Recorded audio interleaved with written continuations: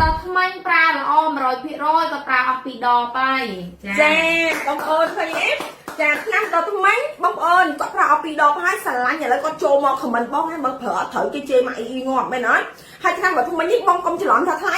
មិនមកទី10រៀល2 10រៀល3 10រៀល4 10រៀលតាមបងប្អូនទិញតាមផ្សារណាឆ្នាំដល់ថ្មីនេះបោះកូរ៉េសុទ្ធ100%បងចាមុននឹងឲ្យបងប្អូនទិញបងប្អូនមកមើលសិនចាបញ្ជាក់នេះម៉ាក់អ៊ីនៅកូរ៉េបញ្ជាក់ទី1ទី2ផលិតផលរបស់កូរ៉េអ្នកទិញជាកូរ៉េផលិតចេញពីប្រទេសកូរ៉េធានាចាធានារ៉ាប់រងពីក្រុមហ៊ុន Samsung ចាធានារ៉ាប់រងពី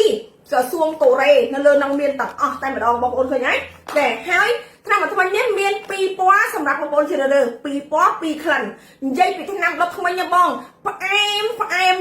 ឡំឈួយដូចផ្លែឈើចឹងអត់ពិបាកទេអត់ប្រៃជ្រុលចាអត់ហឹរជ្រុលអត់